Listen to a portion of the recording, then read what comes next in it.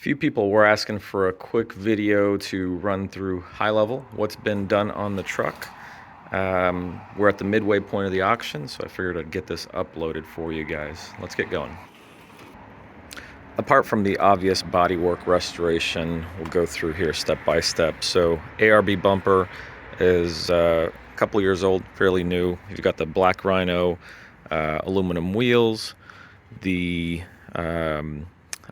molding, the belt molding along the windows has been replaced during the body restoration, along with all of the drip guards. You can't get those in the US anymore. They're on back order everywhere. Those have been replaced. You can tell that there's a lot of new paintwork and molding around all these areas. These plastic pieces on the back, the moldings here on the bottom, they've all been replaced. Apart from all of those molding pieces, the weather as well, all along the doors has been replaced during the body restoration. You've got quite a few bits that are original and some that are new. Some of the plastic trim pieces, this one in particular, and I think one or two on the other side, were older, and then some of them have been replaced. All of the leather in the vehicle's been redone, along with the door panels, the handles here. You've got some blemishes on the door panels. They're not perfect and brand new, but the stuff that could be replaced as far as leather has been by the previous owner as part of the restoration. The leather seat covers are not the cheap ones that you can order online for mail order. These were actually made for the vehicle at a custom upholstery shop. You can tell the nets are not sagging. Those have been refurbished so that they're got new elastic here at the top and are being held up well. The carpet in the entire truck, front to back, has been replaced as well. You can see the carpeting is fairly new. The seat bottom cushions on the front seats have been replaced as well. And I'm not 100% sure on the back seats, but they look like they are very firm and new. So my guess would be that either additional foam was added to the seat bases, or the foam was replaced on the second row, because they do look very plump and firm and are not sagging at all. The cup holder, the JDM style cup holder, was added by the previous ownership. Both shift knobs have been replaced, and you can tell the leather is fairly new. The JVC touchscreen is in there.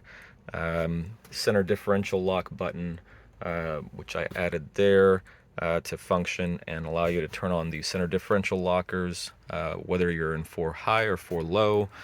The dash does not have any cracks. There's no blemishes on the dash. It's in really good shape. I'm not sure if it's been replaced or not, but it looks very new. There's barely any wear on the dash, from what I can see here. The sun visors were out of the Lexus LS, which is a common upgrade for these FZJ80 trucks. So those are the larger visors out of a Lexus LS. You can tell a lot of these buttons on the power seats look new. They're not even really faded as far as the lettering goes. Those have been replaced at some point by previous ownership. Same on this side as well. All of those function and work. The plastic gears in both seats and the end caps I've replaced here in the last couple of months. The driver's seat was not always going back and forth. And I went ahead and replaced the gears in this seat and that one as well, just for preventative maintenance.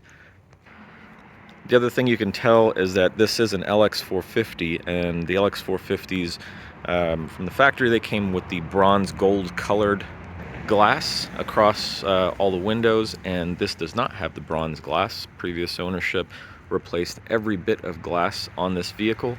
All the doors, third row glass, front windshield, and the very back glass with Toyota glass that does not have that goldish bronze tint. So all the glass is new on the vehicle. And the other thing you'll notice is that there's no sliding glass on the third row. It's a solid piece. That was not an option in the United States and North American market.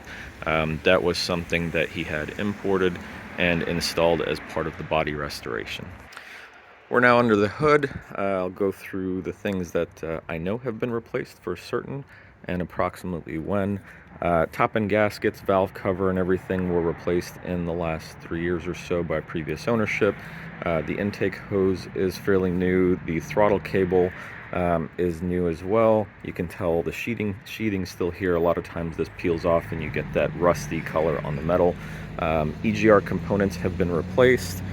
The exhaust Y pipe all the way back to the tailpipe has been replaced by previous ownership. Radiator I installed brand new here in the last 2 months. All of the radiator hoses, the uppers, lowers, all of them have been replaced as well. And as you can tell, all of the clamps are the Breeze constant torque clamps that are much superior to the factory clamps. Along with that, the radiator cap is OEM brand new as well. Thermostat and thermostat gaskets and O-rings in that assembly are new. These are all OEM Toyota parts. All 3 belts, the 2 that drive the alternator and the main pulleys, along with the AC belt, OEM Toyota as well, and brand new and replaced. The spark plug wires are brand new here in the last couple of months, genuine OEM Toyota. OEM Toyota distributor cap, rotor, and distributor O-ring have been replaced as well. Denso long life iridium spark plugs have been installed here in the last 2 months. The breather hoses for the valve cover have both been replaced. The PCV valve grommet and the PCV valve itself as well, all of those OEM Toyota parts. And we also replaced the clamps, the spring clamps, on all 4 corners of those hoses. The brake master cylinder has been replaced under previous ownership. It looks like the original booster is still there, but the master cylinder is new. The battery was just installed last month. It's a Duracell Automotive Group 27F, correct to this vehicle battery, and if you look, it has an in-service date of December 2021, so that is very recent and ready to go for several years.